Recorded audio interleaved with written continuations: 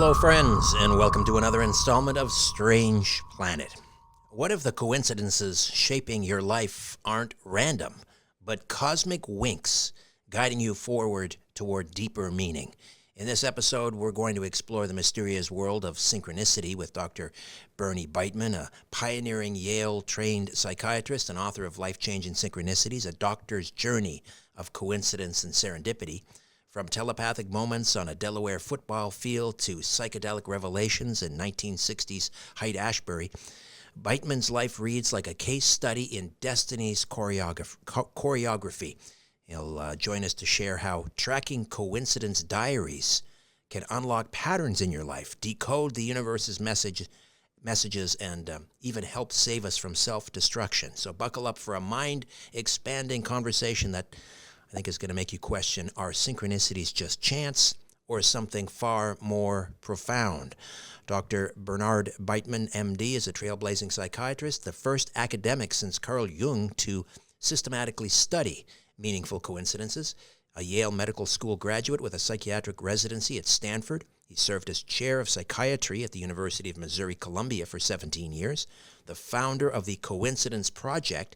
Bernie writes the Connecting with Coincidence blog for Psychology Today, hosts the podcast of the same name, and is the author of Meaningful Coincidences and, as I mentioned, the forthcoming Life-Changing Synchronicities. Blending science, spirituality, and practical tools, his work helps people recognize and align with synchronicity to find purpose. And he joins us. He's based in Charlottesville, Virginia. And he can connect with audiences at coincider.com, coincider.com on Instagram, Bernard Beitman, MD, and a great pleasure to welcome Bernie Beitman back to Strange Planet. How are you? It's wonderfully strange to be back with you, Richard. So let's jump right in. Your life's trajectory from a lost dog reunion to psychic moments on a high school football field seems like cosmic choreography. How do these early synchronicities, and let's talk about those, spark your lifelong quest to understand meaningful coincidence? Let's start with this cosmic coordination idea behind what you're talking about. Part of my fun in this is trying to figure out how they happen, these meaningful coincidences. And a coincidence is two events coming together in an unexpected way, an unexplained way usually. And if you can explain it, they're not a coincidence. So if you call it the cosmics doing it, then it's not a coincidence anymore. And that's why people who are highly religious say it's God that's doing it.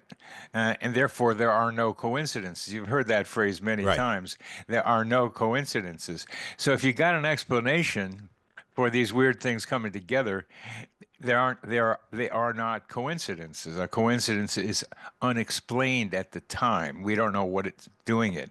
Same thing happens on the other side of the coin is random. There are people who are so certain that these are random events, that means there are no coincidences because random explains them all. After a while, I begin to see random and God coming together in this almost, they can replace one with the other in that sentence. So they both can't be right.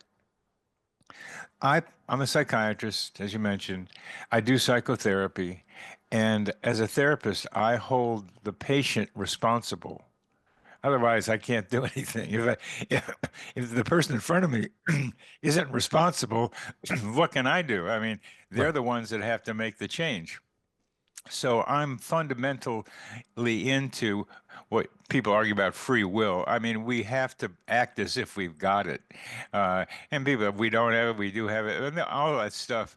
But we make choices. That's part of the problem of being human being, is that we make choices. And we choose or not choose to see meaningful coincidences as possibly important for us. And my job is to bring out the idea that these things happen to a lot of people a lot of times, but so many people miss them, don't see them because they're not important to them, they're not curious about them. More specifically, they ain't paying attention to them happening. So you've got to look first. That's the first responsibility. So I start my story, this book, Life-Changing Meaningful Coincidences, with one that remains still so heartfeltly important for me. Um, when I was 8 or 9, um, I came home from school on my bike, and I saw my mother standing in the doorway of the house, and I looked around, and my dog wasn't there. I said, "Hey, Mom, where's Snapper? Where's Snapper?" She said, "Go to the police station. Maybe they know." Mm. Now, I've been for years trying to figure out why she said that, and I'll come back to my most recent conclusion uh, about what might have made her say that. So I got back on my bike and went back to my elementary school, but crossed the big road, which I never went across, to where the police station was, parked my bike at the bottom of the stairs, climbed the stairs. There was a big door, pushed the big door open. There's a big desk and a big man behind the desk. And I said, "Have you seen my dog?" Mm. "Sorry, son, we haven't." And I turned around and was so full of tears walking down those stairs, just crying and crying, and got to my bike. And instead of going left, which was the way I came, I went right because I was just crying so much. And I pedaled for, 10 yards maybe, and I look up and there's a dog coming towards me. And hey, that dog's walking that sideways walk that Snapper walks. Is that Snapper? It was. And he comes up to me, and if he could talk, as he puts his front paws on my leg, he says, "What took you so long?" So we went home. He had made 4 turns to get to that spot. When he left the house, I don't know what he was doing. He was trying to just look around for something. And he made 4 turns. I made one. And we ran into each other. And there were, each turn he had to make had a choice. Right. There came the intersections. And he came this way. So how did that happen? Well, you know the Rumi story, perhaps, the Rumi phrase, "What you are seeking is seeking you." Mm. It's a fundamental principle, Richard, of meaningful coincidences, is that often people come together or events happen so that each side needs the other. And this, of course, was true here. And I've just started my own sub-series on my podcast called Shared Synchronicities. And if Snapper was still around and he could talk, he'd be on the show, and we would be talking about it. I'd say, "Hey, Snapper, how did you happen to make those 4 turns? And what was it like for you to see me?" I'd ask him because I just told you what it was like for me. So that often when people have synchronicities, with the other people, they don't talk with each other about what it felt like or looked like from the other side. And so I've started that with my most recent one called Dr. Beitman and the Opera Singer, where we shared a coincidence, several of them, one of which turned out to be her father died the same day my father died, which was on my birthday. Mm. And that was the second story in my book that drove me on to do this. I was choking uncontrollably when I was age 31, and my father was choking 3,000 miles away on his own blood in the hospital and dying. So we were choking simultaneously. Those two experiences, Snapper and the choking, have driven me to write more about my own personal coincidences. And this last one I've just told you about me and my father, there are lots of stories like this. And if people read this or even just listen to us, so you can see that your experiences are not just your experiences. Right. They're part of being human. They're part of existing on this planet. And the fundamental lesson I want to convey you can convey whatever you want, but mine is that we are much more interconnected with each other than we know we are. And a lot of people say that, but these are experiences of being connected to each other. And that's important now as the world gets more and more crazy to see that humanity is one. We are the collective human organism. It seems the more you scratch at a coincidence and the deeper you go, it it seems to be evident that coincidences aren't rare occurrences. Maybe coincidences are the norm. They are. They are, and that's what I'm trying to be able to say. And in 19 in 1996, I initiated a research project to try to answer that question. How common are they? And I did a valid and reliable scale with research assistants, which is the psychology way of making a measuring thing. You just don't ask the questions. You see if your questions are reasonable, valid, and statistically okay. And they were. And what's the most common meaningful coincidence, Richard? You're thinking of somebody, the phone rings, and they're on the other line. They're on the other end of the phone. Yep.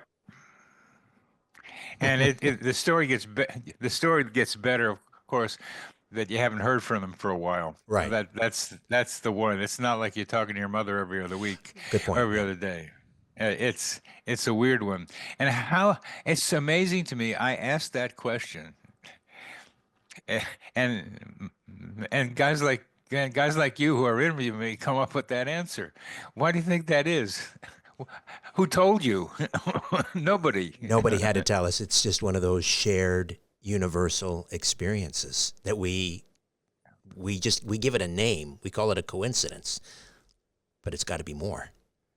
What do you think it's more? Why do I think it's more?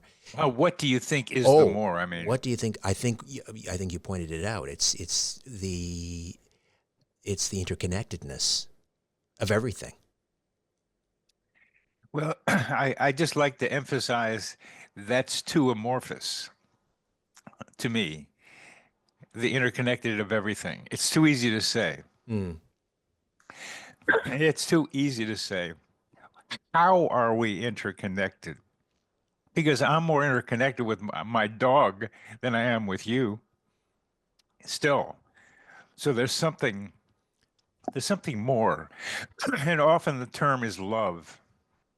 Love is a connector because experiences like these that I described with my father, particularly, are more common among people who are closely connected, often mothers and children, but also siblings and very good friends too. There has to be something, but there's a little variable here if you want to be scientific about it. In order to find out whether your experience of the other was actually the other person's experience, you got to be able to be together enough to talk. So, so I take back when there might be a lot of things we're picking up, and I'm starting to have these dreams now, and sometimes even during when I'm awake, of things happening. Like I'm watching a little video of people I don't know, Hmm. and I'm wondering if I'm just tuning into other people's consciousness, so that my correction of you may need to be corrected. Uh, it, we don't, we have to find out if that's true. You write about it being a sixth grader running for student council president. What drove your ambition, and do you see that moment as a precursor to your approach to studying synchronicity? It was a precursor to my leadership drive. Um, and that was a serendipity. By serendipity, serendipity is a subset of meaningful coincidences where you just happen to be at the right place at the right time and you're ready for it. I mean, it's accidental. You know, you're not planning it, but there it is. So we had moved from Cleveland, Ohio, Shaker Heights to Wilmington, Delaware, and I'm at the beginning of sixth grade, and I say, hey, they're going to have, for the first time ever in this school's history, they're having a student council election. And I had just come from a school of uh, sophisticated campaigning for student council president. So I knew how to campaign. I liked the campaign part. So one of the things I did was create a poster. I got the idea from this other place, other elementary school. Folded it in half, put it on a wall. On the outside of the poster said, "Open this poster and you will see." You open the poster, and there's a mirror in there. Who is voting for Bernie B? Open this poster, you will see who is voting for Bernie B. They open the poster, there's a mirror of themselves. I won the election. So here I was showing up, the new kid in town, running a campaign. I had a band walking around the schoolyard uh, with me in front of it. So I knew how to campaign. And being ready, luck is when opportunity meets preparation. Hmm. And that's a perfect example of luck, meaning opportunity, preparation, but you got to grab the opportunity. Right. Luck is the residue of design, I think is another quote I've heard about that. I think that might be Voltaire or something. The residue of design. So you've described knocking on strangers' doors as a recurring coincidence pattern. Tell me about that and what we can learn from, I guess, kind of this fearless openness to the unknown. You said it. I mean, that's beautifully said. A fearless openness to the unknown. Let's quote Richard on that one. It's a really, it's a really good one. A fearless openness to the unknown. That's so important as a way of increasing meaningful coincidences, Richard. A fearless openness to the unknown. If you don't take a chance on chance, which is another way of saying it, it's like you don't know what's going to happen. Nothing's going to happen. So you're going to have to take a chance on chance by having a fearless openness to the unknown. So I knocked on a door in LA in 1965 um, because the lady said, a guy I was staying with said the lady in there is a mystic. And I thought, oh, I studied mysticism in college. I wonder what that is. Is a real person. Knock, knock. I opened it. She opens the door and says, I said, I hear you're a mystic. She says, you're the second one. So, okay. Mystery. All right. Is that enough of a mystery in the unknown for you there, Richard?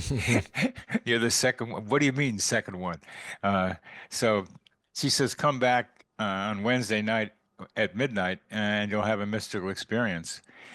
And so she gives me this stuff that's a little blue colored stuff in a glass of milk. And she says, it's called LSD. I said, well, what is, I kind of heard about that once. And that was the beginning of my understanding about psychedelics, astrology, tarot cards. So that when I was a resident at Stanford in the late 60s, I could walk onto Haight Street, get involved there, and know how to speak hippie because I knew what acid was. I knew tarot cards, astrology, and I learned how to dance to the Grateful Dead and other people too. So that was a great education. Did you ever run into the Mary Pranksters, Ken Kesey? No, that's why I went there. Mm. They were over in La Honda, and I read the acid Kool-Aid test, Tom Wolfe's book. When it was in the Herald Tribune as a weekly pieces before the book came out, because I'd go over to the library and read the Kesey and the Mary Pranksters. So I'm going to go to San Francisco. I want to go. I want to go to San Francisco. So I ended up going to L.A. first. And by the time I got to San Francisco, they were out of there. He was back in Portland. So how do psychedelics amplify synchronicity awareness? Let's say, what is there a psychological or a spiritual mechanism that makes this possible? Yeah. It starts with not seeing the world the way you usually are seeing it. It came up pretty often looking at brain scans of people on psychedelics that their default mode network, it's a strange term really, Mm. but it's the mode that your brain defaults in regular reality. I mean, it's not a default, it's the one you're programmed to be in. But anyway, you lose your regular reality, which sometimes is associated with what people call ego. So you start seeing things differently. Start making connections. The present becomes more alive.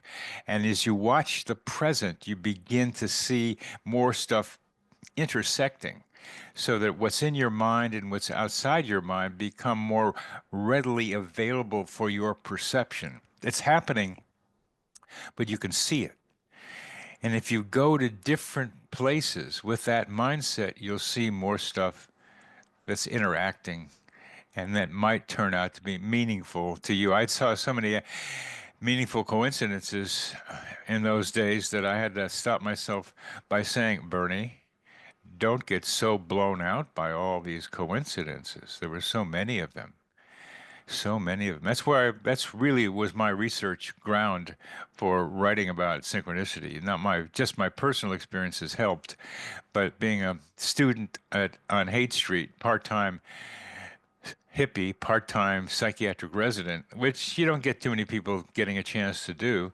And I got it. I went back and forth between regular reality, Stanford, and which isn't exactly regular, but more regular, and Haight Street. So these two places were contradictory to each other, and I brought them together, and that allowed me to become a student more of synchronicity.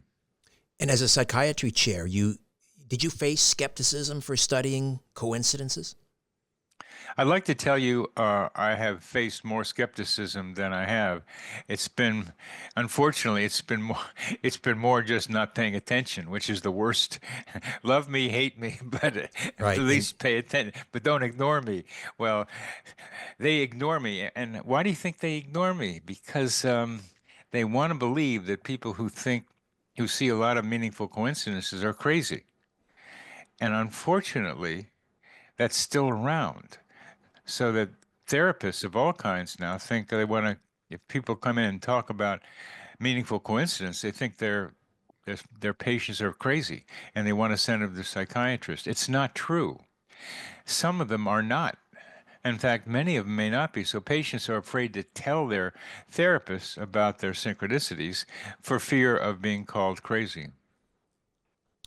um, you argue synchronicities can act as a cosmic diagnostic tool to save humanity from self-destruction. How can they guide us toward, I don't know, healing, redemption?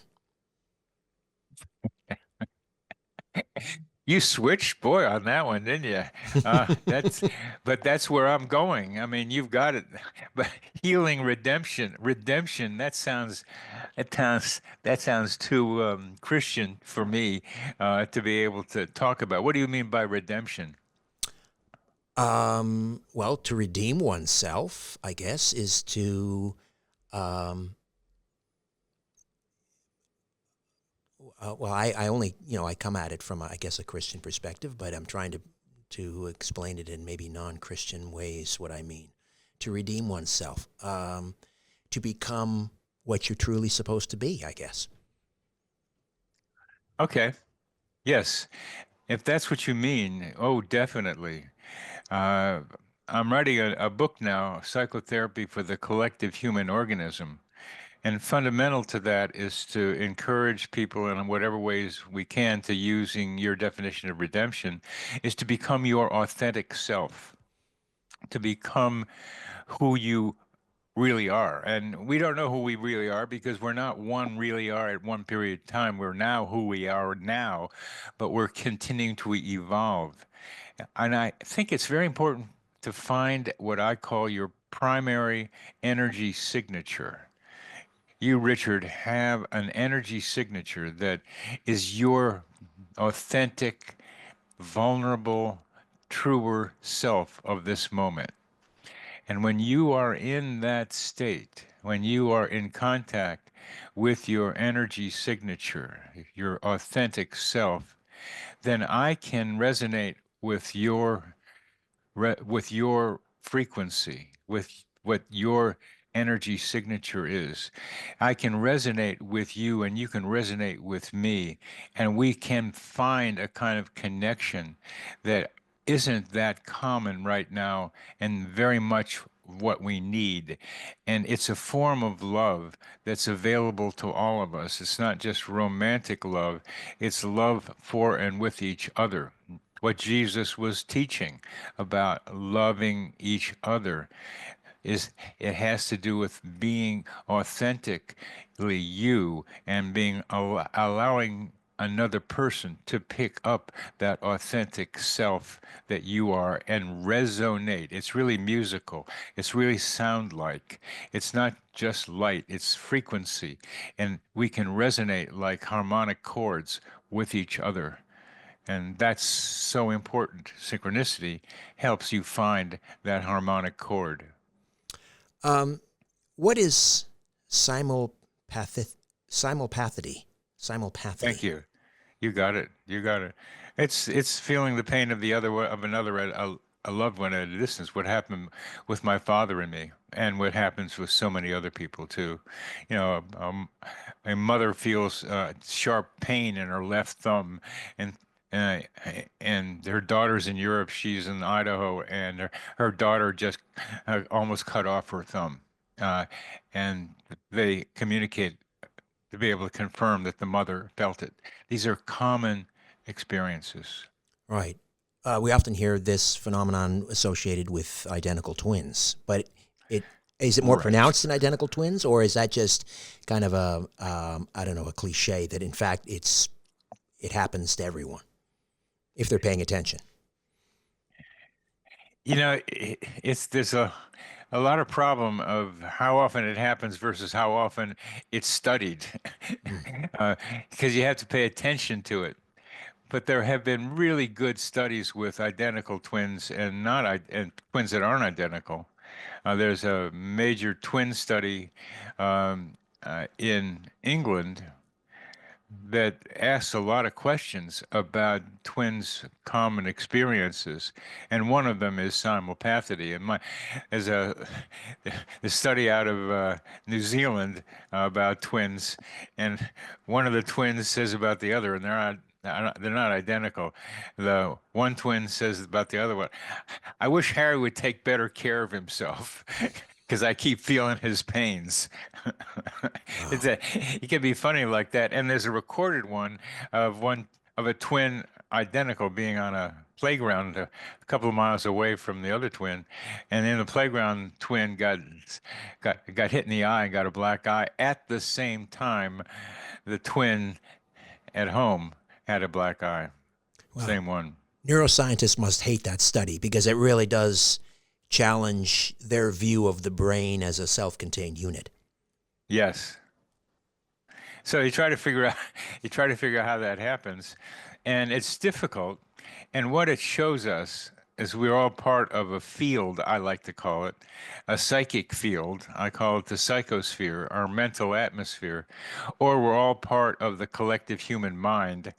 We're all in this thing together, and there are various like channels open up and closed that show us how these connections operate. And there's all kinds of field stuff going on. The Schumann resonance creates a field in this between the ionosphere and the Earth's surface, and there's all this stuff going on in there too. And we're in a soup, and we're creating more energy with some of our EMFs going on. So there's a field, and we connect through it telepathically. You've introduced something called the collective self-observer. What what is it, and what role does it play in helping us interpret and maybe act on synchronicities in our lives? Could you tell me about your own self-observer, Richard? What you know about it? No, no, I don't. I don't know about it. You got one. Do I? I'll give you yeah, I can tell. I mean, you've exercised it. Own self-observer observes the activities of your own mind. you're watching what's going on in your mind. I can watch you watching what's going on in your mind. So, I mean, you're not hiding it. You just haven't been given the term Right. of your own self-observer. So I'm asking you now to observe your own self-observer. And now that I said this, what do you see? Hmm. Um, I don't know. I've always kind of looked at my life as if I'm in a movie. So Good, good. I'm watching myself in a movie. Yes, you are. Yeah. The movie metaphor extremely important to me. So you're watching yourself in a movie. Tell us a little more about that. Well, it allows me, um, I guess, in many ways, I think I have like in some ways zero emotional intelligence.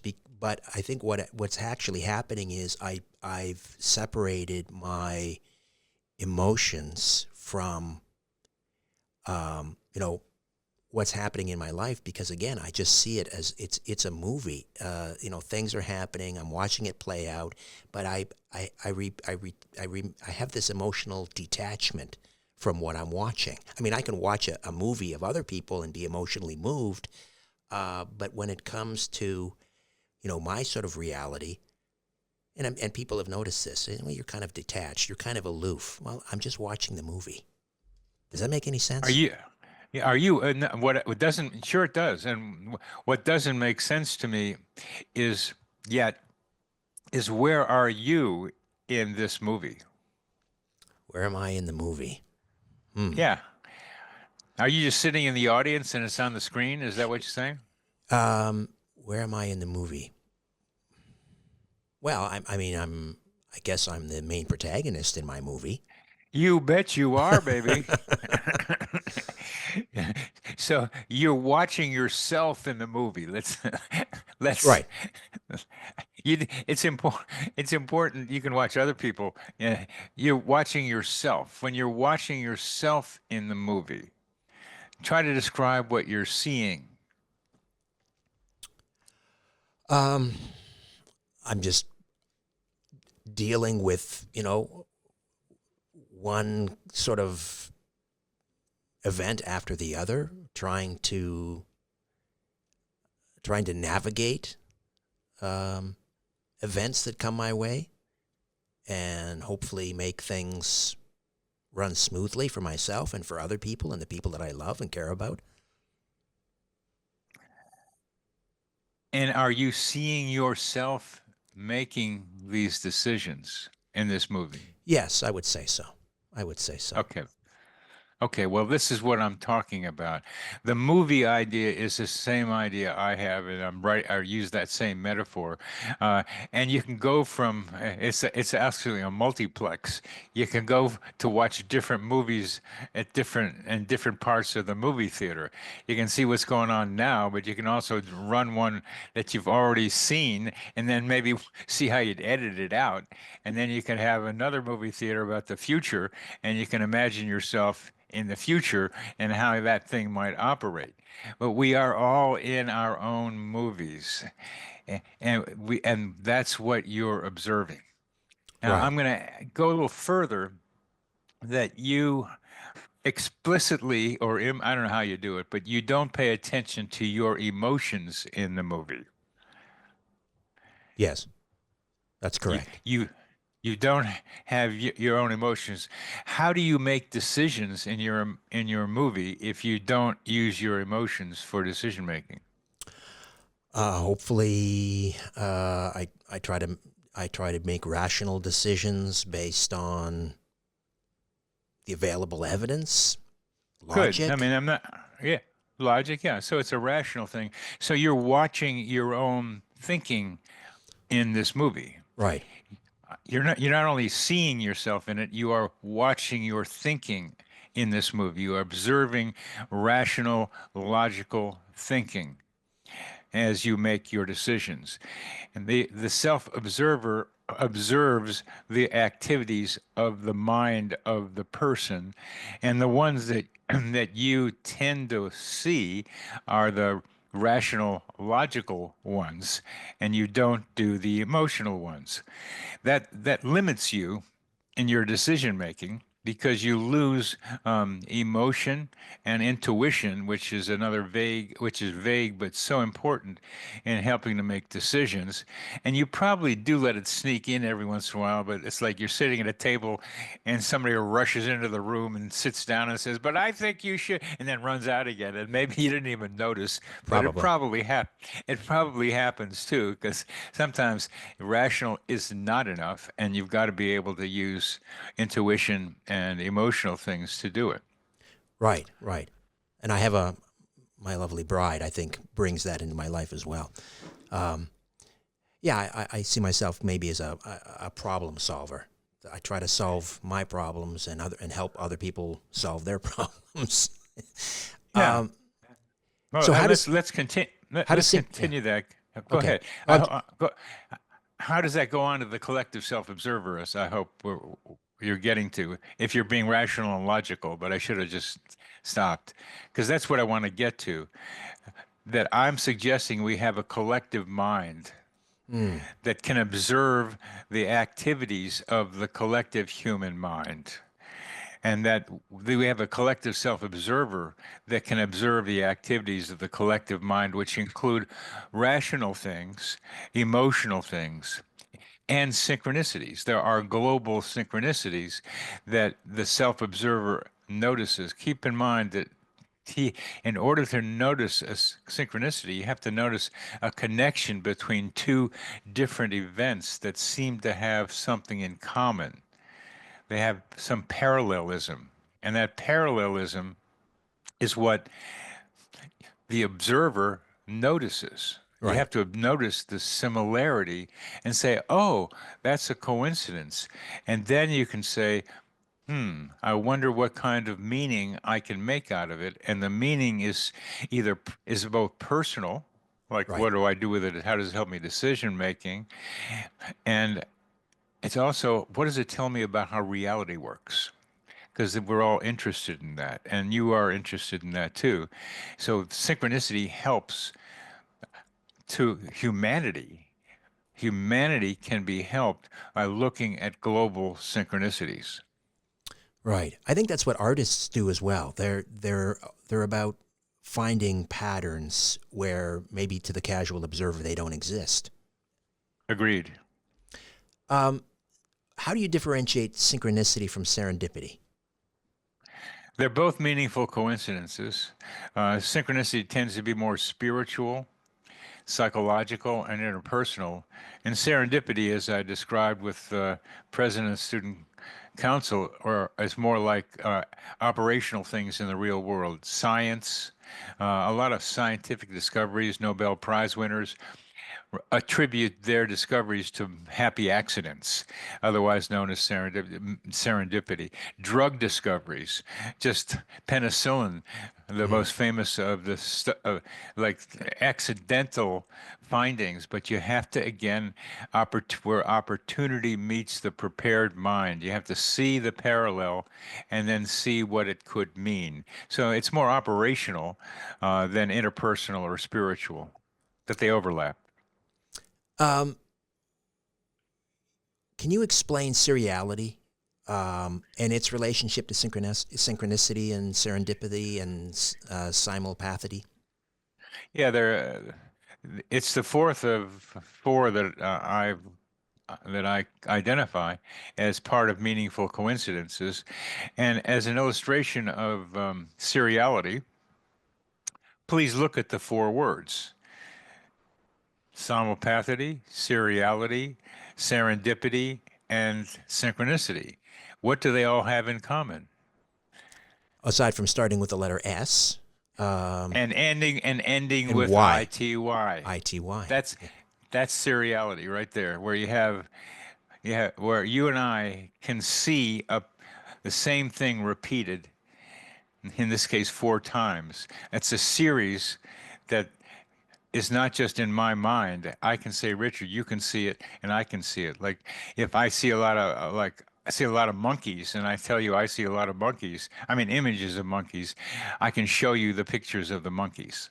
That's seriality. It's not mind and environment, mental event, objective event. It's we can both see it together. Can human intention generate coincidences? Can we make coincidences? Can we manifest them? Yeah, that's what your idea about fearlessly going to the into the unknown, Oh, knocking on doors, just doing weird stuff during times of transition. Look for them, but also getting lost, as I did with Snapper, and knocking on strangers' doors, as I did with the Mystic, is you can increase them by breaking out of your usual routine.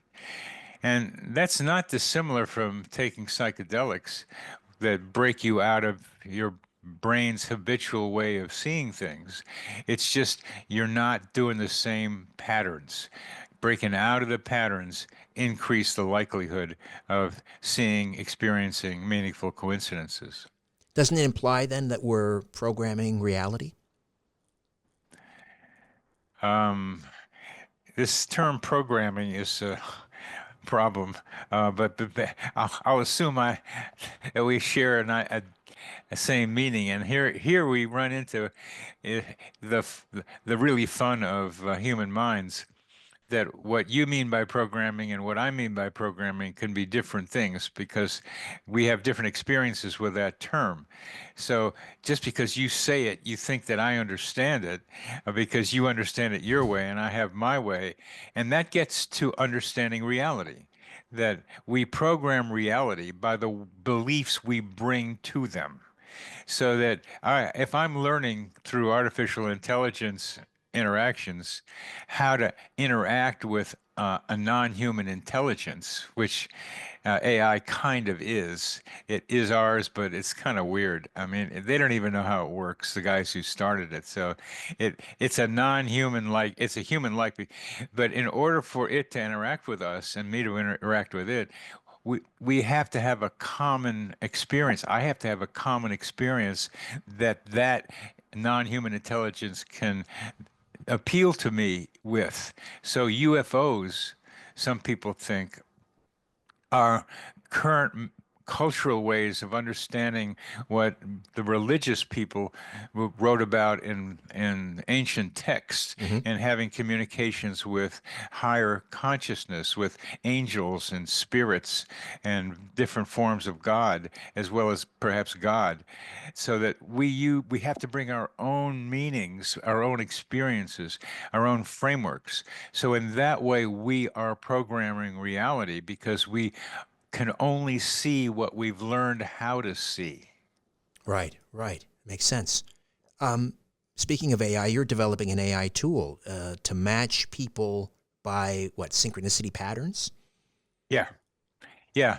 Uh, it's uh, and currently it's called Synchra. A friend of mine put it together um, on ChatGPT. It's a version that you can access.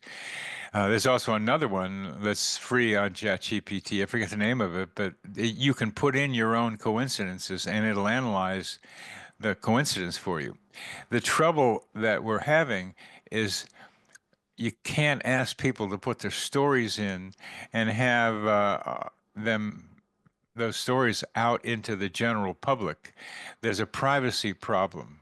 So that how you put people together with Ah, similar stories is a current challenge to us now. And I've found some guys who can do that, who can keep a privacy envelope, and you can opt in to meet people. But the general idea, oh, let's find people who have the same coincidences and get them to meet each other and have chat groups and have a good time. This privacy thing is really important, so we're working on that one. you've called missed synchronicities, in other words, not paying attention, non-moving violations. Let's talk a little bit about that. I mean, is failing to act on these moments, is that like an existential misstep? I won't say for sure because you never know what's going to happen had you done it. but you hadn't. If you haven't done it, you don't know what would have happened.